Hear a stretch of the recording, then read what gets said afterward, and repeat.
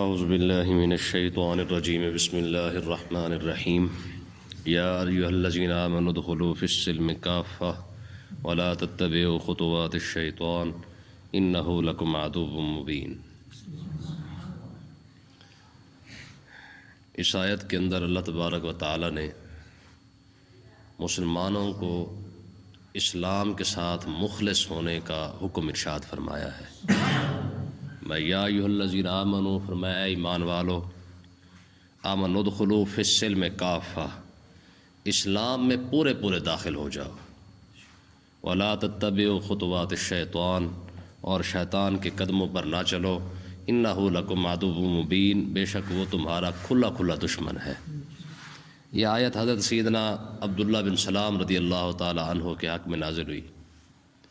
وجہ یہ ہے کہ حضرت سیدنا عبداللہ بن سلام نے جب کلمہ پڑھ لیا، کلمہ پڑھنے کے بعد وہ اور ان کے کچھ ساتھی، کلمہ پڑھنے کے بعد حالات یہ تھے کہ آپ اس وقت بھی اونٹ کا گوشت اور اونٹ کا دودھ جو ہے وہ نہیں پیا کرتے تھے اور نہ کھایا کرتے تھے، اور ہفتے کے دن کا احترام بھی کرتے تھے۔ وجہ یہ تھی، وہ یہ سمجھتے تھے کہ بھئی اسلام کے اندر ان چیزوں کا منع تو نہیں کیا گیا اور یہ چیزیں فرض بھی نہیں ہیں، تو اس سے یہ فائدہ ہوگا کہ ہم اگر ہفتے کا دن کا احترام کر لیں گے تو اس میں اسلام کے اندر بھی کوئی کمی نہیں آئے گی، اور اگر اونٹ کا گوشت یا دودھ نہیں پئیں گے تو یہ اسلام میں پینا فرض بھی نہیں ہے۔ تو اس سے یہ ہوگا کہ ہم جب یہ نہیں کھائیں گے پئیں گے تو شریعت موسوی پر بھی عمل ہو جائے گا، ہفتے کا احترام کر لیں گے تو اس سے شریعت موسوی پر بھی عمل ہو جائے گا، اسلام کے اندر بھی یہ چیزیں فرض تو ہے نہیں، تو اس سے اسلام میں بھی کوئی فرق نہیں آئے گا۔ تو جب انہوں نے یہ ایک معاملہ بنایا تو اللہ تبارک و تعالی نے ان کو ارشاد فرمایا کہ جب شریعت موسوی ختم ہو چکی ہے، منسوخ ہو چکی ہے، تو اب ان کا احترام کس بات پہ کر رہے ہو؟ اب کس بات پہ ان کا احترام ہو رہا ہے؟ تو اللہ تبارک و تعالی نے یہ حضرت عبداللہ بن سلام کو جو ہے وہ ان کی شان میں نازل فرمائی آیت، فرمایا کہ اے ایمان والو، اب حق یہ ہے کہ اگر اسلام کلمہ پڑھ لیا ہے تو پھر اسلام میں پھر مکمل طور پر داخل ہو، ٹھیک ہے نا؟ پھر یہ ایسا نہیں ہو سکتا ہے کہ کلمہ بھی اوپر سے پڑھ رکھا ہو اور ساتھ ساتھ ان کی شریعت بھی عمل ہوتا رہے، ایسا نہیں ہو سکتا۔ تو یہ آج کے دور کے مسلمان کے لیے کتنی بڑی بات ہے کہ کلمہ بھی پڑھ رکھا ہے اور ساتھ ساتھ انہی کے ساتھ میل جول بھی ہو، لباس ان جیسا، کپڑے ان جیسے، تعلیم ان جیسی، عادتیں ان جیسی اپنانا۔ تو فرمایا نہ یہ بات نہیں ہے، اگر کلمہ پڑھا ہے تو پھر اسلام بن کے دکھاؤ، ٹھیک ہے نا؟ مسلمان پھر بن کے دکھاؤ، ٹھیک ہے؟ پھر تمہارے لباس سے بھی مسلمان نظر آنا چاہیے، تمہارے کپڑوں سے نظر آنا چاہیے، تمہارے حلیے سے اسلام نظر آنا چاہیے۔ پھر جب اسلام کلمہ جب پڑھا ہے تو پھر اسلام کے اندر پورے داخل ہو، ٹھیک ہے جی؟ جب ایک شریعت منسوخ ہو چکی ہے اس پر عمل کرنا یہ اسلام میں داخل ہونا نہیں ہے۔ تو جب حالانکہ وہ حکم تھے جو اللہ تبارک و تعالی نے موسیٰ علیہ السلام پر نازل کیے تھے، وہ تو ان پر عمل کر رہے تھے، جب ان پر عمل کرنا جائز نہیں ہے تو آج کے دور کے اندر کفار کی نقل کرنا، ان کے ساتھ تعلق رکھنا، ان کے ساتھ اچھے رویہ رکھنا اور ان کے متعلق اچھا سوچنا، یہ کیسے جائز ہو سکتا ہے؟ آقا علیہ السلام تشریف فرما تھے، حضرت عمر رضی اللہ تعالی عنہ کو کہیں سے تورات کا کچھ حصہ مل گیا اور انہوں نے آقا علیہ السلام کے سامنے پڑھنا شروع کر دیا۔ جب پڑھنا شروع کیا تو حضرت سیدنا صدیق اکبر بھی ساتھ کھڑے ہوئے تھے، تو جیسے انہوں نے تورات کا حصہ پڑھنا شروع کیا تو آقا علیہ السلام کے چہرے مبارک پر جلال کے آثار جو ہے وہ نمایاں ہو گئے۔ حضرت عمر نہیں دیکھ رہے تھے، وہ پڑھی جا رہے تھے، تو سیدنا صدیق اکبر نے حضرت عمر کو فرمایا، بڑی بات کر کے فرمایا تو تورات پڑھنے کے حساب میں لگا ہوا ہے، تو نے رسول اللہ کے چہرے مبارک کو نہیں دیکھا؟ جب حضرت عمر رضی اللہ تعالیٰ عنہ نے دیکھا آقا علیہ السلام کو، تو آقا علیہ السلام کے چہرے مبارک پر جلال کے آثار تھے، ٹھیک ہے؟ تو موسیٰ علیہ السلام، حضرت عمر رضی اللہ تعالیٰ عنہ نے پھر ہاتھ جوڑ کے معافی مانگی، تو آقا علیہ السلام نے ارشاد فرمایا عمر تم میرے سامنے کھڑا ہو کے تورات پڑھ رہا ہے، میں اللہ کی عزت کی قسم اگر آج موسیٰ علیہ السلام زندہ ہوتے تو انہیں بھی میرا کلمہ پڑھے بغیر گزارا نہ ہوتا۔ تو میرے سامنے کھڑا ہو کے ان کی تورات سنا رہا ہے، اگر آج وہ خود کھڑے ہوتے، موسیٰ علیہ السلام بھی اگر آج لو کان موسیٰ حیّا، فرمایا اگر موسیٰ علیہ السلام اگر آج خود بھی زندہ ہوتے تو آج ان کے پاس بھی صرف ایک ہی چارہ تھا، کیا تھا؟ کہ وہ صرف اور صرف جو بھی نبی ہوتا اگر زندہ ہوتا بھی صحیح تو اس کو بھی لا الہ الا اللہ محمد رسول اللہ پڑھنا پڑتا۔ اب دیکھیں نا عیسیٰ علیہ السلام جب آئیں گے، حالانکہ نبی ہے اور نبی بھی رسول ہے، یعنی ان کے پاس اپنی کتاب تھی، ان کی اپنی شریعت تھی، لیکن اب جب آئیں گے تو نہ اپنی کتاب ہوگی نہ اپنی شریعت ہوگی، ٹھیک ہے. اب ان کے پاس بھی ایک ہی چارہ ہے. عیسیٰ علیہ السلام بھی آئیں گے تو کلمہ انہوں نے بھی لا الہ الا اللہ محمد رسول اللہ ہی پڑھنا ہے.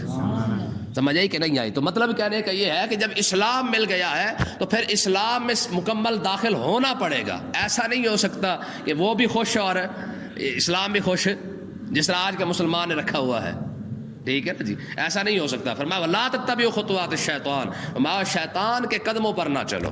تو اس کا مطلب یہ ہے کہ اسلام کو ساتھ رکھنا اور دوسری باتوں کو بھی ساتھ رکھ کے چلنا یہ شیطان کا دھوکہ ہے. یہ کیا ہے؟ یہ دھوکہ ہے. ٹھیک ہے. کیوں دھوکہ ہے؟ اس وجہ سے کہ شیطان جب بھی ورغلائے گا اسی طریقے سے ورغلائے گا. اگلی بات دیکھیں جی، فرمایا فَإِن زَلَلْتُم مِّن بَعْدِ مَا جَاءَتْكُمُ الْبَيِّنَاتُ فَاعْلَمُوا أَنَّ اللَّهَ عَزِيزٌ حَكِيمٌ. فرمایا فَإِن زَلَلْتُم، فرمایا پھر اگر تم پھسلو، یعنی تمہارے پاس اسلام آ چکا ہے، تمہارے پاس مکمل دین آ چکا ہے اور ایک ایک بات تمہیں واضح طور پر بیان کر دی گئی ہے، ٹھیک ہے، اور جگہ جگہ پر تم کھڑے ہو کہ تم غیر المغضوب علیہم ولا الضالین ساتھ ساتھ پڑھتے رہتے ہو، پھر بھی تم پھسل جاؤ من بعد ما جاءتکم البینات، واضح نشانیاں آنے کے بعد، تو فعلموا، یہ بات کان کھول کے سن لو، ان اللہ عزیز الحکیم، بے شک اللہ تعالیٰ غالب بھی ہے، حکمت والا بھی ہے. ہاں، پھر رب کو تمہاری ضرورت نہیں ہے، پھر رب اور بندے کھڑے کر دے گا. سمجھ آئی کہ نہیں ہے؟ یہ قرآن کا بڑا واضح فیصلہ ہے کہ جو شخص اسلام پر، جو قوم نہیں چلے گی نا، محبوب کوئی بات نہیں، اگر یہ نہیں چلیں گے تو رب اور بندے کھڑے کر دے گا. میں نے پہلے بھی آپ کو یہ حدیث پاک سنائی تھی کہ حضرت آقا علیہ السلام جب طائف سے واپس تشریف لا رہے تھے نا سفر سے، تو کلمہ کسی نے نہیں پڑھا تھا، تو دل کے اندر ملال تو تھا، رنج تو تھا، تکلیف تھی کہ یار اتنا لمبا سفر کیا، طائف گیا، ٹھیک ہے، اور 12 دن پیدل حضور علیہ السلام پیدل چل کے گئے، پھر واپس تشریف لا تو ایک بندے نے بھی کلمہ نہیں پڑھا تھا. تو حضرت جبریل علیہ السلام حاضر ہوئے، عرض کی یا رسول اللہ کیا بات ہے، آپ کیوں اتنے پریشان ہیں، کیوں غم زدہ ہے؟ تو آقا علیہ السلام نے ارشاد فرمایا جبریل اتنا لمبا سفر کر کے گیا ہوں، ایک بندے نے بھی کلمہ نہیں پڑھا، ٹھیک ہے نا، اتنی محنت بھی کی، الٹا جو کچھ انہوں نے میرے ساتھ کیا وہ بھی تمہارے سامنے ہے، ایک بندے نے بھی کلمہ نہیں پڑھا، اتنی محنت کرنے کے باوجود ایک شخص بھی سیدھے راہ پہ نہیں آیا. حضرت جبریل علیہ السلام نے سامنے کھڑے ہوئے ایک درخت تھا، اس کو اشارہ کیا، درخت چل کے آ گیا. درخت جب چل کے آ رہا تو درخت نے کلمہ پڑھنا شروع کر دیا، ٹھیک ہے نا. تو آقا علیہ السلام نے فرمایا جبریل اتنا ہی کافی ہے، اسے واپس بھیج دے. جب درخت واپس چلا گیا نا تو اگلی بات حضرت جبریل علیہ السلام نے کیا کی، عرض کی یا رسول اللہ رب فرما رہا ہے آپ کو پریشان ہونے کی ضرورت نہیں ہے، اگر یہ لوگ کلمہ نہیں پڑھیں گے تو رب ان درختوں اور پتھروں سے آپ کے کلمے پڑھوا دے گا. ٹھیک ہے نا جی، یہ قرآن کا فیصلہ ہے. یا ایھا الذین آمنوا من یرتد منکم عن دینہ فسوف یأتی اللہ بقوم یحبهم ویحبونہ. ٹھیک ہے نا، فرمایا کہ جس نے دین سے پھرنا ہے نا منٹ مارے پھر جائے. یا ایھا الذین آمنوا من یرتد منکم عن دینہ، جس نے دین سے پھرنا ہے، کیا کہتے ہیں جی، ہاں جی، بوری بسلا باندھ جائے. ہاں، اسلام کو تلی دینے کی ضرورت نہیں ہے، جو سمجھتے ہیں نا جی میں نے اسلام کو تلی دی ہوئی ہے، فرمایا اس کو ضرورت نہیں ہے. من یرتد منکم عن دینہ، جس نے پھرنا ہے وہ شوق پورا کر لے. فسوف یأتی اللہ بقوم، رب تمہارے بعد ایسی قوم کو لائے گا یحبهم ویحبونہ، وہ رب سے پیار کریں گے، رب ان سے پیار کرے گا، تمہاری ضرورت کوئی نہیں ہے. کیسی بات ہے، ٹھیک ہے نا. یہی وجہ ہے کہ اسلام کے بارے میں آقا علیہ السلام نے ارشاد فرمایا رب ایسے ایسے بندے کھڑا کرے گا.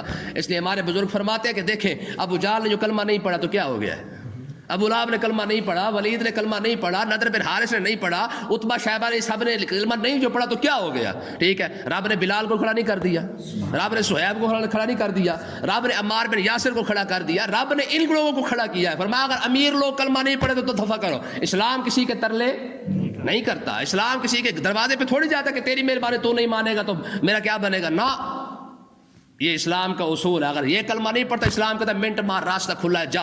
ٹھیک ہے، رب کوئی اور بندے کھڑے کر دے گا. ٹھیک ہے نا جی. مکہ والوں نے جب روکا نا آقا علیہ السلام کو، اور اللہ تبارک و تعالیٰ نے فرمایا آج کے بعد جو ہے وہ مکہ کے اندر جو ہے کوئی کافر نہیں آنا چاہیے.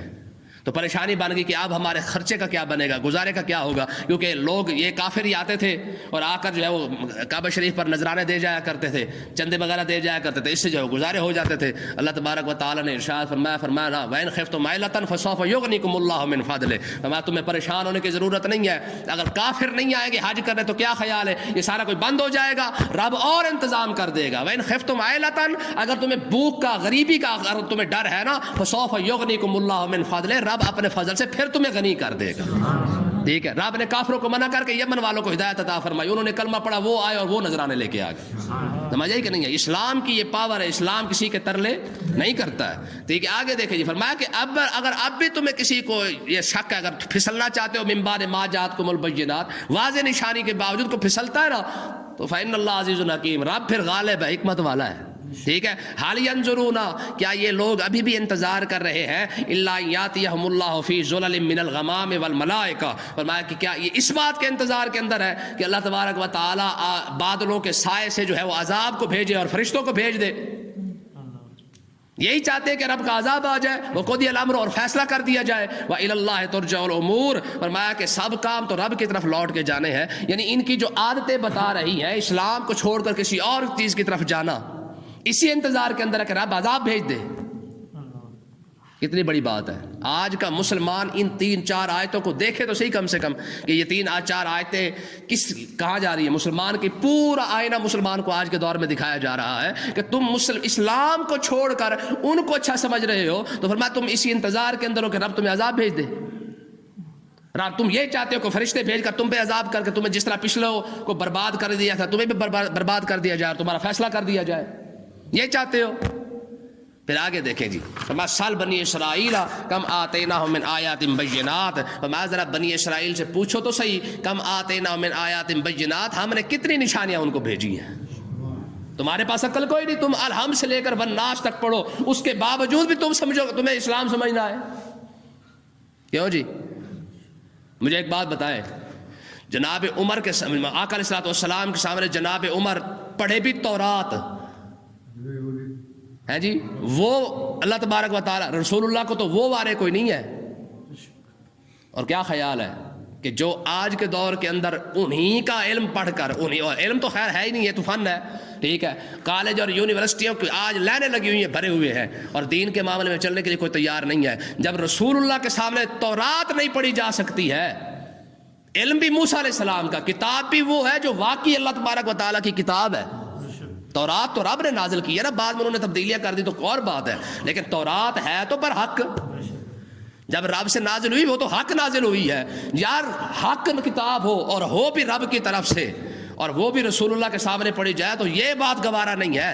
تو آج لوگ سارا کچھ اسلام کو چھوڑ کر، عمر نے اسلام تو نہیں چھوڑا تھا نا، اسلام کو چھوڑ کے تو تورات نہیں پڑھی، اور آج ہماری قوم اسلام کو چھوڑ کر ان کا علم پڑھ رہی ہے، ان کو اچھا سمجھ رہی ہے. تو مجھے بتائیں یہ ان کا کیا بنے گا؟ کیوں جی، سمجھ آیا مسئلہ کہ نہیں آیا؟ تو اللہ تبارک و تعالیٰ نے ارشاد فرمایا سل بنی اسرائیل، میں ذرا بنی اسرائیل سے پوچھ کے دیکھو، کم آتیناہم من آیات بینات، ہم نے کتنی نشانیاں ان کو دی ہیں. ومن یبدل نعمت اللہ من بعد ما جاءتہ، میں رب کی نعمت آنے کے بعد جو شخص نعمت کو بدل دے، نعمت آنے کے بعد جو رب کی نعمت کو بدل دے، فإن اللہ شدید العقاب، بے شک اللہ تبارک و تعالیٰ کا جو عذاب ہے وہ بہت سخت ہے. رب نے اسلام دیا، آج ان کو پسند کوئی نہیں ہے، کہتے ہیں نہیں جی ہم نے تو وہ پڑھنا ہے. کیوں جی، بات سمجھ آ رہی کہ نہیں؟ نعمت کو بدلنا کیا ہے؟ ایک نعمت رب دے رہا ہے، ایک علم وہ ہے جو رب نے عطا فرمایا ہے، اس کو چھوڑ کر دوسرا علم یہودی اور عیسائیوں کے پیچھے چل پڑنا، ان کو اچھا سمجھنا، ان کو ترجیح دینا، اور اپنے دین کو جو ہے وہ جناب اعلیٰ کم تر سمجھنا، اپنے دین کے اندر جناب اعلیٰ بالکل سمجھنے کچھ نہیں. تو کیا خیال ہے؟ تورات اصلی ہونے کے باوجود نہیں پڑھی جا سکتی ہے، تو تمہارے کالج اور یونیورسٹیوں کے اندر جو کچھ پڑھایا جا رہا ہے وہ بھی اسلام کو چھوڑ کے پڑھایا جا رہا ہے، تمہارا کیا بنے گا؟ تیسرا بس واضح مسئلہ ہے. اچھا اگلی آخری اس آیت کو مثال دے کر فرمایا زین للذین کفروا الحیات الدنیا، فرمایا ہم نے یہ دنیا کی زندگی تو کافروں کے لیے جو ہے وہ خوشنما بنا دی ہے. ہے جی، کافروں کے لیے تو ہم نے یہ زندگی کو آراستہ کر دیا ہے. کافر تو اس زندگی کے اوپر مرتا ہے، کافر کا تو آخر کے ساتھ تعلق ہی کوئی نہیں ہے، وہ تو آخر تو مانتا ہی نہیں ہے، اس کے لیے تو جو کچھ ہے وہ یہ دنیا ہے. ہم نے کیا کیا ہے؟ کافروں کے لیے اس دنیا کی زندگی کو خوبصورت بنا دیا ہے، ہاں بھی عیش کرو. تو آج مسلمانوں کے سامنے بھی تو یہ حال ہے کہ نہیں ہے؟ ٹھیک ہے، اور اگلے لفظ دیکھیں ذرا غور کیجیے گا، وَيَسْخَرُونَ مِنَ الَّذِينَ آمَنُوا، فرمایا کہ وہ مسلمانوں پر ہنستے ہیں، غریب مسلمانوں پر ہنستے ہیں. ٹھیک ہے، اب مجھے آپ بتائیں کہ کافر ہو کہ مسلمانوں پر ہنسے، اس کا انجام تو برباد ہوا ہی ہوا ہے. اور آج کا مسلمان پر ہنس رہا ہے صرف اس کی غریبی کی وجہ سے، علم کی وجہ سے نہیں ہے، اس کے فن کی وجہ سے نہیں ہے، صرف اور صرف کیا ہے، 4 ٹکے آنے کی وجہ سے مسلمان کو کچھ نہیں سمجھ رہا۔ واضح الفاظ ہیں کہ نہیں ہیں، سمجھ آ رہی گل کہ نہیں آ رہی؟ ٹھیک ہے جی۔ فرمایا کہ ہم نے کافر کی زندگی کو تو ہم نے آراستہ کر دیا ہے، ہم نے تو دنیا کی زندگی ان کے لیے بنا کے رکھ دی ہے، اب تو ان کی ساری توجہ، ساری ان کا معاملہ جو ہے وہ تو اپنی دنیا کی زندگی بنانے کے لیے ہے۔